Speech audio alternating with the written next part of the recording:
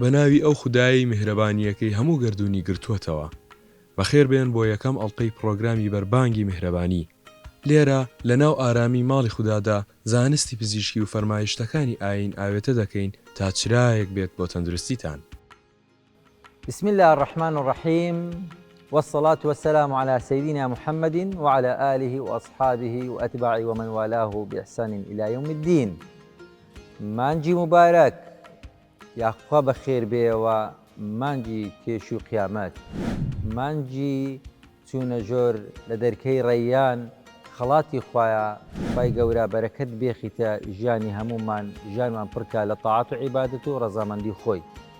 خۆشەویستان، کاتێک کە ڕەمەزان دادێ دکتۆریان بەبیردێتەوە بە ڕۆژی ببم یان بە ڕۆژی نەبم دێن ئەو پرسیارەی لە دکتۆری دەکەن.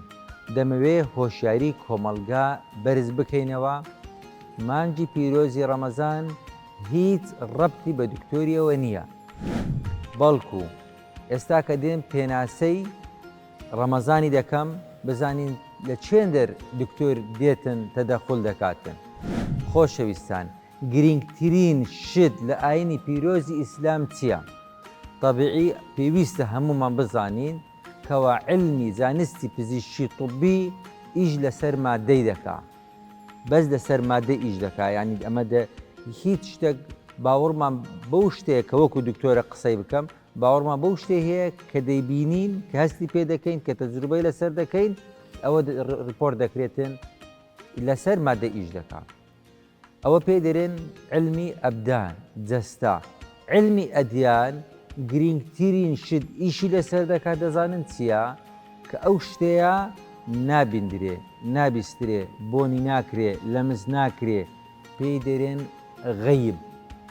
غەیب گرنگترین شتە لە ئاینی پیرۆزی ئیسلامەکو خوای گەورە لە سوورەتی ئەلبەقەرە دەفەرمێتن ئەلیف لام میم ذلك الكتاب لا ريب فيه هدى للمتقين الذين يؤمنون بالغيب.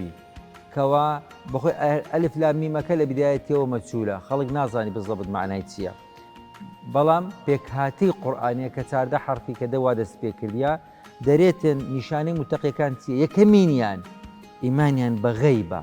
ئەوجە دێتن نێژێ دەکا ويقيمون الصلاة ومما رزقناهم ينفقون، ئەوجە دێ خێرێ دەکاتن، ئەوجە دێ والذين يؤمنون بما أنزل إليك وما أنزل من قبلك، ئەوجە باوەڕی بە پێغەمبەران دەبی.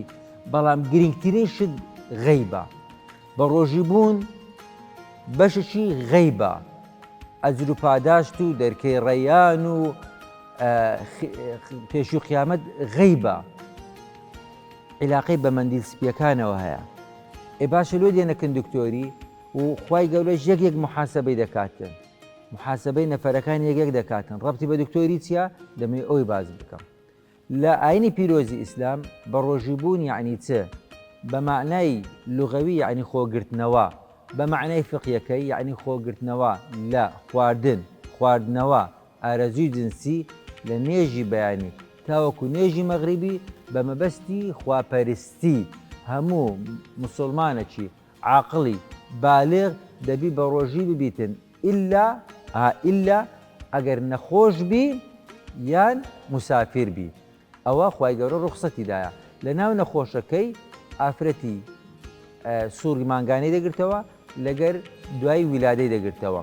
لە مەسەلەی نەخۆشیەکەی دێنۆکن دکتۆری ئەوجە دەمەوێتن ئێستا ئەو زانیاریە وردەی بدەمە خۆشەویستان. نەخۆشی پێناسەی نەخۆشی لە علمی ئەدیان فەرقی هەیە لەگەر علمی ئەبدان. نەخۆشی لە کنەما یان بە بەکتریا و ڤایرۆسیە، بە پرۆتۆزوا و بە فەنگەڵ و بەوانەیە، یاوە خود بەوەی تێکچوونی میکانیزمەکی ئینزایمات و هۆرمۆناتە. نەخۆشی فەرقی هەیە پێناسەی نەخۆشی لەکن علمی طبی لەگەر ئەوەی لە علمی زانستی. تەمەشاکە لە علمی زانستی فەرقی هەیە لەگەر علمی ئەدیان، علمی شەرعی. لە علمی شەرعی هەندێک شت پێی دەری ئەوە نەخۆشیە، بەڵام لە علمی زانستی دەرەوە ئەسڵەن نەخۆشی نییە. مەسە چەند نمونەی دەینەوە تاوەکو تێ بگەین. ڕشانەوە بە نەخۆشیدا نادرێت لە زانستی پزیشکی. ڕشانەوە لە خۆچوون بەربوونەوە بە نەخۆشیدا نادرێتن. سەرئێشە بە نەخۆشیدا نادرێتن.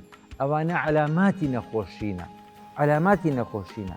هەندێک شیشەیە لەکنەمە نەخۆشیە بەڵام لە شەرعدا دەرێ ئەوە پێویست ناکە بە ڕۆژی نەبی مەخسە لۆ نمونە لە سەنفی نەخۆشیەکان هەیە سەرەتانە لە سەنفی سەرەتانی تەوزیعکرایەت دانرایە لە مەجالی طبی بەڵام لە مەجالی شەرعی هەر بە نەخۆشی داینەنایە وەکو بەیزڵ سەل کارسینۆمە سکوێمە سەل کارسینۆمە مەسەد خاڵێکی هەیە لێرکوانە خاڵ مەسەدەمە ئەو خاڵەمێ ئەوە خاڵە ئەو بیناینە سەرەتانێکی نووسیە بەڵام کەس لەبەر ئەوەی خاڵە چێ لە دەمساوی یان گرەیەکی هەبیتن نارێ بە ڕۆژی نابم کەسی لە سەنفی طبی بە نەخۆشیدا دەدرێت لێیەکە نەخۆشی پێناسەی نەخۆشی لە علمی ئەدیان و علمی ئەبدان فەرقی زۆری هەیە لێیەکە دەمەوێتن لە ڕێگەی ئەو کاناڵەوە زانیاری بگەینین کەوا مانجی ڕەمەزانێ کو بە ڕۆژی ببین ڕۆژی بوونی تو چەند ڕەبتی بە دکتۆری هەیە وردە ئەو شتانە باز دەکەین تاوەکو هۆشاریمان زیاد بکەین دەپاڕێنە لە خوای گەورە تاعەت و عیبادەتمان قبول بکاتن مانجی پیرۆستان پیرۆستتر بیتن ڕەمەزان مبارەک